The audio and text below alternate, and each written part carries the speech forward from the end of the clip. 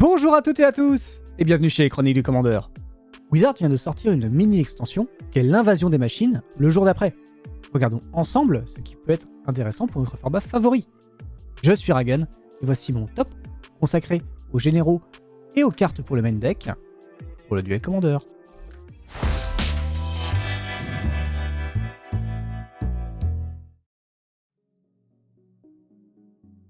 L'invasion des machines, le jour d'après, est une mini-édition qui vient apporter une conclusion à l'arc Phyrexian après 4 sets dédiés à cette histoire et une transformation profonde du multivers.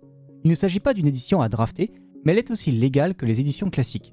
Elle sera mise à disposition sur le circuit le 12 mai 2023.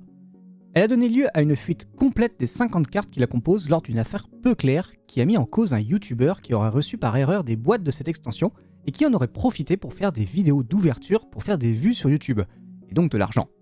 Et Wizard of the Coast qui aurait engagé la sulfureuse agence de détective privée Pinkerton pour récupérer son produit. L'aura négative générée par cette affaire entache la sortie de cette extension pourtant prometteuse. Ce set contient 50 cartes, 15 peu communes, 25 rares et 10 mythiques, et pas moins de 180 versions alternatives de ces cartes.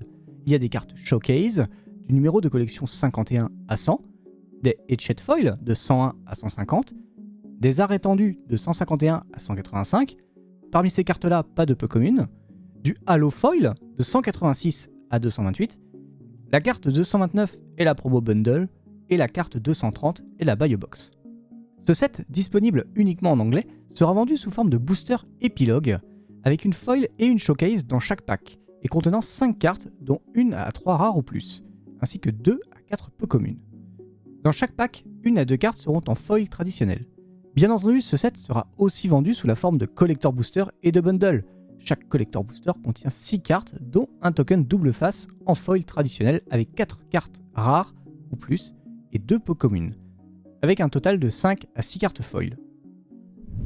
Commençons avec les commandants, avec Narset Exilé Éclairé, qui demande un build spécifique, mais très classique et synergique en Jeskai. Cette 3-4 pour 4 donne la prouesse à toutes nos créatures, donc à elle-même, et permet, lorsqu'elle attaque, d'exiler une carte non créature et non terrain ayant une valeur de mana inférieure ou égale à sa force depuis le cimetière, de la copier et de la lancer sans payer son coût de mana.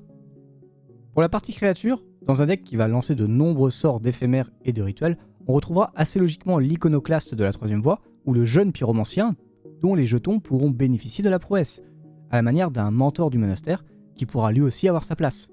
Les différents packages de protection comme Mère des Runes, Donneuse de Runes, Initiative, Aventurière du Plumet Blanc et Exploratrice aguerrie, et de récursions comme le Mage Lance-Vif et la Danse Sort Instable seront bien entendu de la partie. Vu les couleurs et la stratégie, il est fort probable qu'on retrouve aussi une Fureur ainsi qu'une Solitude accompagnée d'un Éphéméré. Des classiques comme le Némésis de l'identité ou Déchiqueteur de registre compléteront bien sûr la liste. Et le cœur du deck s'orientera probablement vers le package classique de contre tels que Emporter, Déconcentration, Hébétude, Fuite de mana, Chiquenote de force, et j'en passe. De gestion aussi, Retour au pays, Frein prismatique, et bien sûr de blast, tels que Foudre ou Hélice d'éclair, avec une redondance assurée par la présence de brèches du monde souterrain. Ces couleurs proposant les meilleurs arpenteurs du moment, comme Teferi et Fileur de temps, Teferi, héros de Dominaria, l'impératrice vagabonde, et bien sûr le fameux Jace, sculpteur de l'esprit. Ces Planeswalkers vont vous permettre de compléter la liste tout en restant dans l'optique prouesse. N'oublions pas également la fameuse vague de parallaxe qui trouvera évidemment sa place dans un deck comme celui-ci. Le deck me semble très solide, mais on regrettera l'absence de célérité qui aurait rendu le général absolument parfait dans cette stratégie. Pia Nalaar, consul du renouveau, sera peut-être testé dans un build abusant des nouveaux sorts de pioche en rouge. Ces fameuses cartes qui vont vous permettre d'exiler le dessus de votre bibliothèque et d'en jouer certaines jusqu'à la fin du tour, voire du prochain tour. Cette 2-3 pour un blanc et un rouge va assurer une bonne défense contre aggro, créer un jeton de créature artefact 1-1 mécanoptère avec le vol pour chaque terrain joué depuis l'exil ou sort lancé depuis l'exil. On retrouve forcément dans ces builds les incontournables de ces couleurs, la Mère des Runes, Krelv, Sentinelle d'Esper, Aventurière du Plumet Blanc et Exploratrice aguerrie. Une bonne partie du package de mono rouge aggro est forcément à envisager avec Feldon, Excavateur de Ronon, Laelia, la lame reforgée, ou encore l'apprenti loyal. La particularité du build réside donc dans les fameuses cartes rouges de pioche, permettant de compenser le manque de pioche classique et le manque de punch reproché à ces couleurs. Ainsi, des cartes comme Synthétiseur expérimental, Théoricien du complot, Détermination de Vren, Éclairer la piste ou encore Confrontation des Scalds deviennent intéressants avec ce général puisqu'elles vont permettre d'appliquer une pression supplémentaire rapide sur les points de vie adverses. Boros n'est clairement pas représenté dans la méta actuelle et même Yoshimaru, qui aurait pu proposer une simple version de Boros, a une forte tendance à aller chercher vers le vert une stabilité supplémentaire. Difficile de dire si ce deck pourra vraiment se faire une place, mais la mécanique semble tout de même suffisamment viable pour être testée.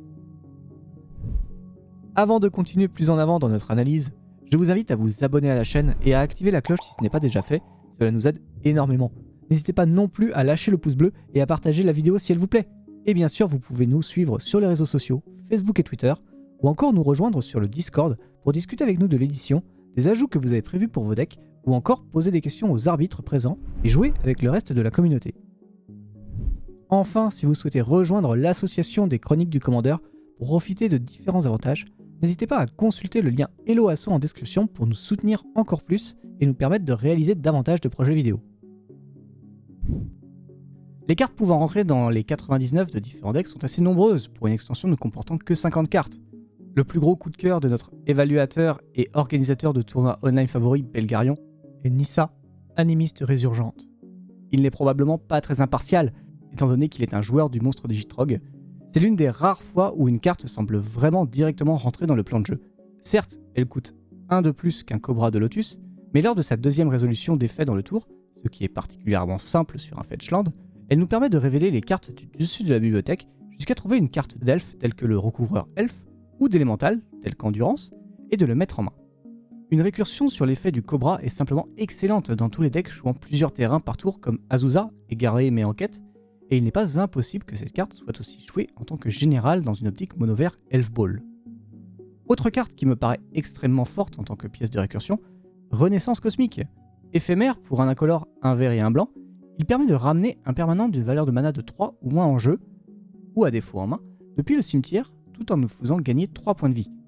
Ce qui est toujours intéressant face à des jeux aggro. Dans un Niv-Mizzet revenu à la vie, ramener un Teferi Effileur de temps en éphémère, je signe tous les jours. La carte est vraiment polyvalente et se fera une place dans toutes les listes jouant ses couleurs. Des decks comme Dénic, Apprenti Pieux ou Raffine, Voyante Rusée, pourront clairement profiter du nouveau petit dinosaure qu'est le Mécanoptérix Forgé d'Or, une 1-3 vol lien de vie pour un blanc et un bleu, qui donne en plus la parade 2 au général. J'ai du mal à ne pas considérer que cette carte est parfaite dans ses plans de jeu. Cela rappelle un peu Essior, familier Elrune, qu'on retrouve souvent dans ses builds. La carte la plus marquante du set, pour son importance dans l'histoire, est probablement la Rupture d'étincelle, un enchantement blanc pour seulement 3 mana qui neutralise les Planeswalkers. Ça me semble tout de même être une excellente carte quand on s'attend à affronter des Gristes dans un tournoi. La carte rentrera tout naturellement dans Citis, main des récoltes, mais elle sera forcément testée ailleurs, puisque dans le pire des cas, elle se recycle en faisant piocher une carte à son entrée en jeu. Quelques autres cartes me semblent avoir du potentiel, mais sont en concurrence avec des cartes de meilleure qualité. Je pense à Jirina, Général Intrépide, qui est un bon anti-cimetière, mais ne possède pas l'aspect d'un éphémère tel que s'agripper à la poussière. Ou encore Crintéchine Tranquille, qui est très polyvalent, mais peut-être un petit peu trop cher pour ce qu'il propose. Et voilà, c'était ma sélection des cartes potentielles pour le Duel Commander de l'édition L'Invasion des Machines le jour d'après. N'hésitez pas à laisser un commentaire pour partager les cartes que vous avez vues. Nous on se retrouvera d'ici quelques mois pour la prochaine extension, Le Seigneur des Anneaux, les Chroniques de la Terre du Milieu, un nouvel arc des univers infinis proposé par Magic depuis maintenant quelques temps. Le peu de cartes révélées pour le moment me donne vraiment l'eau à la bouche et j'espère vraiment ne pas être déçu par cette extension. D'ici là, je vous fais de très gros bisous et je vous dis à très bientôt chez les Chroniques du Commandeur. Bye bye à tous.